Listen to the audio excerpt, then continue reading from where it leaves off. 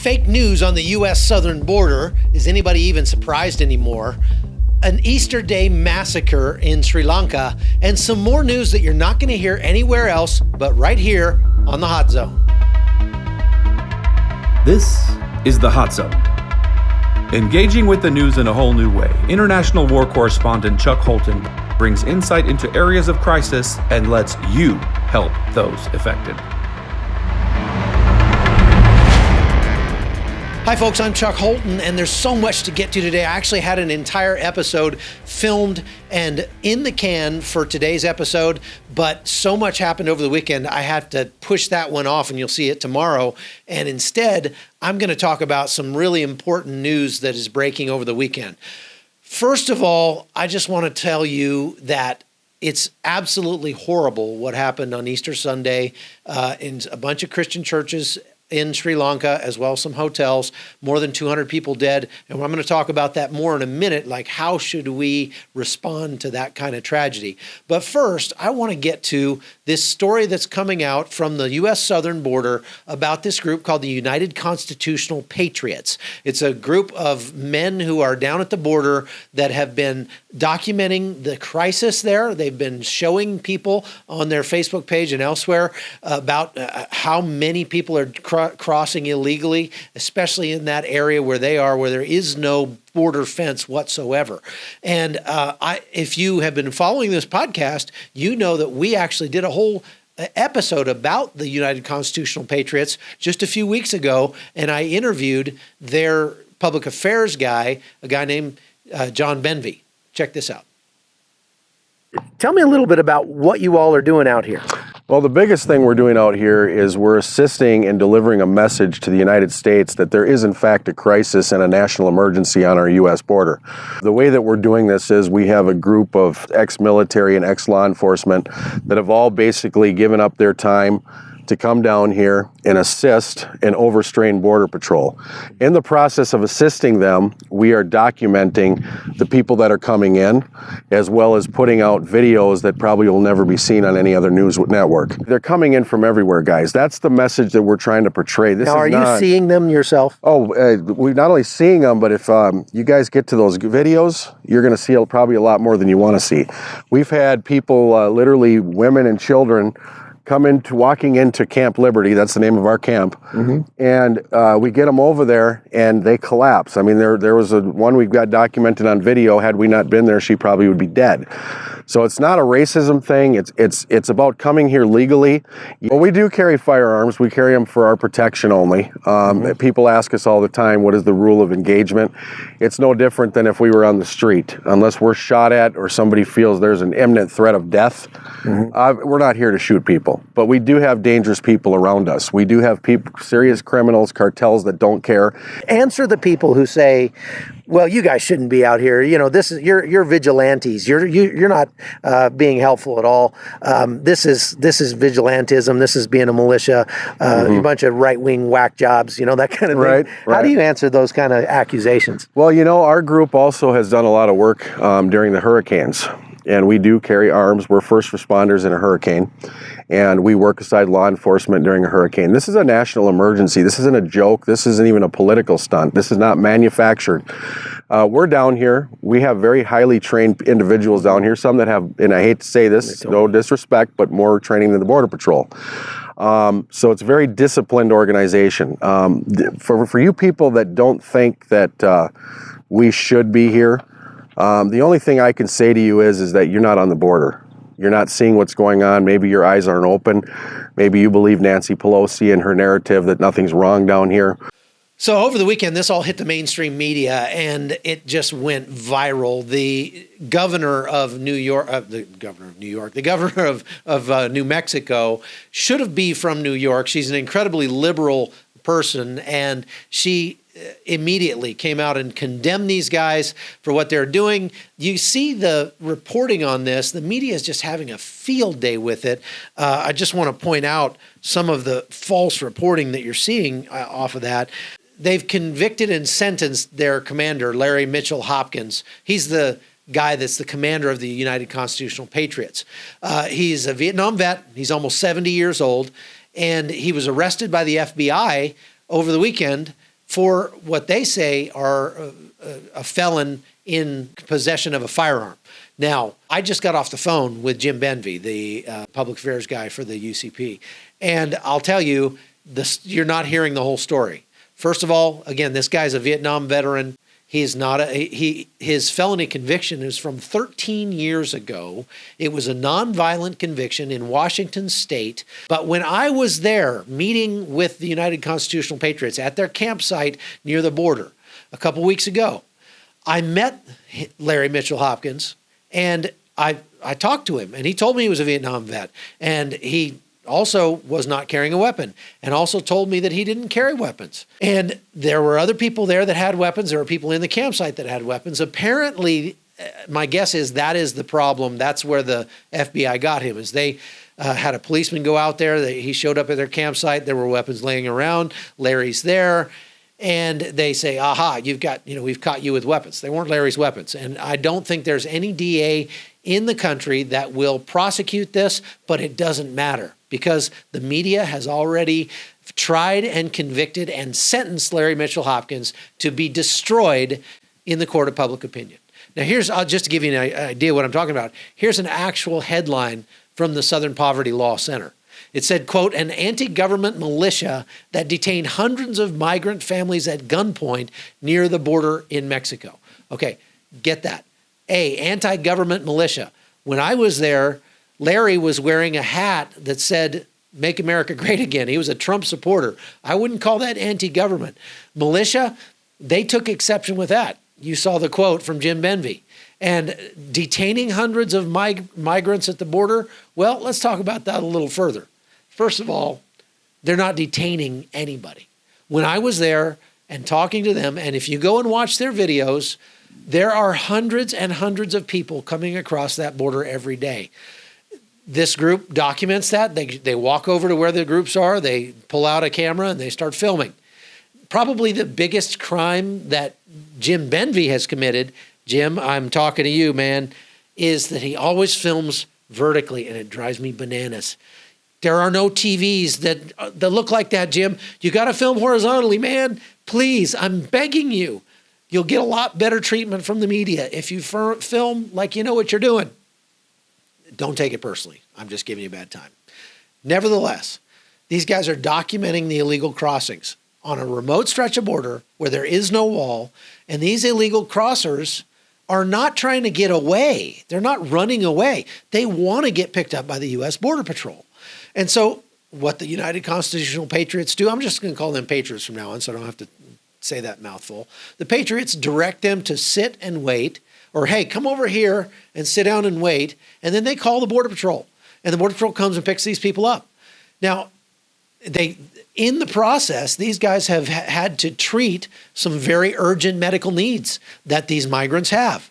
And I hesitate to call them migrants. I think it's more accurate to call them illegal crossers at this point. But nevertheless, sometimes they come across, they're so just wiped out. They're exhausted, and they have heat stroke, or they start having seizures. And so the Patriots actually treat these people. That's not the action of a racist. That's not the action of a bigot. That's not the action of somebody who's kidnapping somebody. They're not holding migrants at gunpoint. That's the second point. The Patriots carry guns for self-protection. But they do not, from what I saw and from what I've seen in their videos, I have not been able to find one instance where they are pointing their weapons at the migrants, where they are doing anything that would meet the legal definition of brandishing those weapons. They're not threatening the migrants with their weapons. They're standing there with their M4s slung across their chests, and they're holding those weapons for self-protection because, look, they're in a very dangerous area where cartels very often come through with drugs, and the cartels are armed, and obviously these guys need self-protection. By the way, they have every right to protect themselves in that way, in that place. In New Mexico, the open carry laws say that anybody over the age of 18 who can legally own a weapon can legally carry a weapon and carry it openly. Now, carrying a weapon is not the same as brandishing. If you've got it slung across your chest, you're not touching it otherwise, you're not brandishing that weapon. You're just carrying it, okay? And I saw one USA Today article that said they had their weapons unholstered. Well, they're carrying rifles. You don't holster a rifle, for Pete's sake. But, I mean, we can give the media a little bit of grace because most of these media reporters, and I use that term loosely, they don't do they don't go to the effort to find out what brandishing actually is. What's the legal definition of that? What does it mean to hold somebody at gunpoint, right? They just see, oh, there's guys, they're standing there with guns. They're holding them at gunpoint. They're not holding them at gunpoint. Unless I'm pointing my gun at you, I'm not holding you at gunpoint. If I'm just carrying a weapon, I'm not holding you at gunpoint. And if I'm just there documenting with my camera at anything, I'm holding you at camera point because I'm pointing my camera at you. These guys are not threatening migrants. Now, there was one video CNN showed that had somebody off camera saying, hey guys, be careful where you're pointing those weapons. And they spin that to mean that these guys were pointing their weapons at the migrants. That's not what's happening. The lady there is reminding their guys, hey guys, be safe with your weapons out there. They're not pointing the weapons at anybody, and I defy you to show me a video where they are. Look, I will completely walk back that statement. I will say I was wrong. If you can show me a photograph or a video that shows these guys actually pointing weapons, holding their weapons, finger on the trigger at migrants. It did not happen. That's fake news. So they're documenting what's going on, and then they call Border Patrol when they see something. Now, I met Larry Mitchell Hopkins. He was there caring for the campsite. If he's a felon, and at some point he was carrying a weapon, then he was wrong, and he should be arrested for that. Now, we could go in further about, getting your Second Amendment rights revoked for a nonviolent felony 13 years ago. In some states, he would get his rights back after a certain amount of time, like 10 years, something like that. Okay, let's move on. So, number 4, CNN shows a video that purports to show Jim Benvey, the public affairs guy that I interviewed. He's claiming to be a Border Patrol agent. Now, I'm going to just show this to you and let you hear what it sounds like.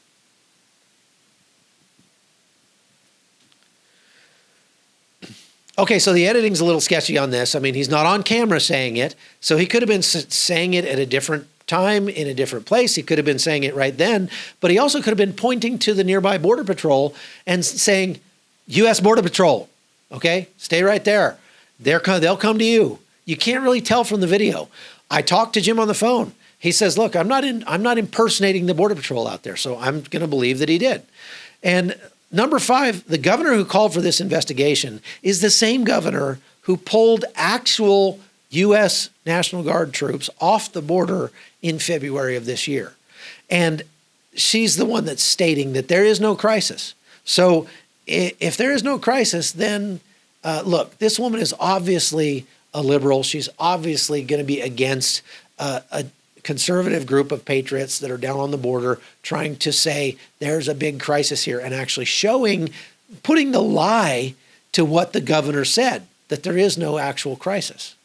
Okay, now let's go on to what CBP had to say about this. Okay, they've been contacted and asked, what do you think about the United Constitutional Patriots? CBP put out a tweet that did not mention them by name, but what it says is this, quote, CBP does not endorse or condone private groups or organizations that take enforcement matters into their own hands. Interference by civilians in law enforcement matters could have public safety and legal consequences for all parties involved. If you read that very carefully, very carefully, what you'll see is that they did not condemn what these guys are doing. Because number 1, they're not enforcing the law. The Patriots are not enforcing the law. They're not taking law enforcement into their own hands. They are attempting to assist Border Patrol in what Border Patrol does in enforcing the law. They're not interfering with law enforcement. They're assisting law enforcement. So when Border Patrol says interference by civilians in law enforcement matters could have public safety and legal consequences for all parties involved, they are telling the truth, and they're not calling out the United Constitutional Patriots. That's all there is to it. And that's especially true if you look at the CBP's next tweet. Their next post said, if a member of the community witnesses or suspects illegal activity, please call 911, or if related to illegal border crossing activity, call the Border Patrol tip line at 1-877-872-7435 or 1-800-BE-ALERT. Now, they immediately came back and posted this after that first tweet. This is exactly what the United Constitutional Patriots have been doing. They're witnessing illegal activity and calling the Border Patrol. If you see something, say something. How hard is this? Okay? Now, everybody's going crazy about the commander being arrested.